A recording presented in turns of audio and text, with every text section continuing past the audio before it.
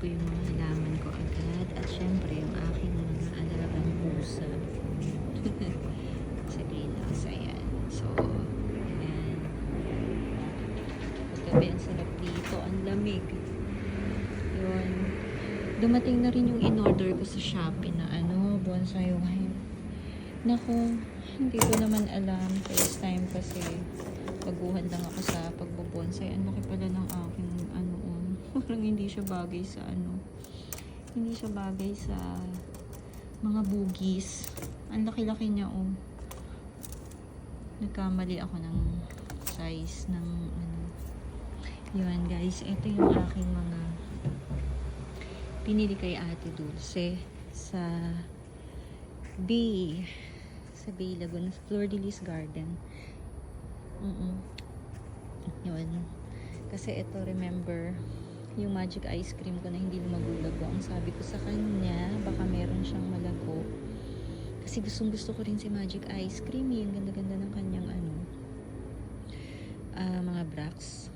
Kaya yan, meron siya. Tapos yung ito mga to, wala pa kasi ko ng mga rare variety na to. Bukas alamin ko yung mga ID niya. Yan, medyo madilim guys, kaya pero bukas update ko kayo. Yan. Mga golden yung dahon ng mga binili ko ngayon.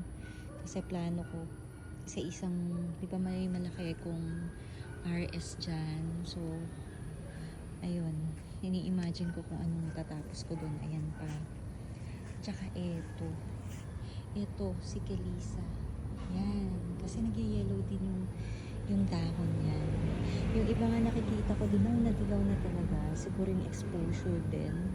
So, makikita ko dito. Kasi dito sa lugar ko talaga, grabe yung sunlight dito. Bagay na bagay talaga yung mga bugis dito. So, ayan. Habang nagkakape, nandito ako sa garden. Ayan. Yun. So, bukas na lang, update ko kayo guys. Yan. Good night.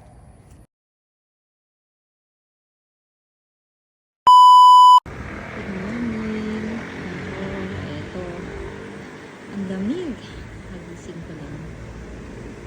Plano ko nga sana mag-draft. Kaya lang, hindi matutuloy kasi umulan kagabi. Ang lakas ng ulan. Basa yung mga niya, kaya hindi ako makakapag-draft today. Ang mangyayari, ito, nakag-repot na lang ako ng mga binili ko.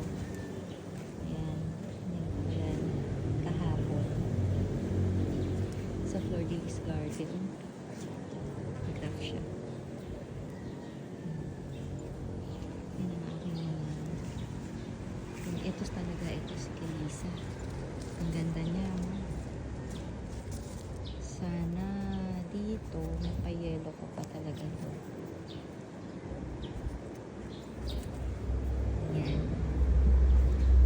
Kasi nakikita ko talaga yung iba, dilaw na dilaw yung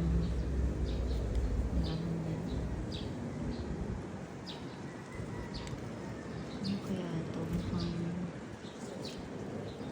may ito ibang kaso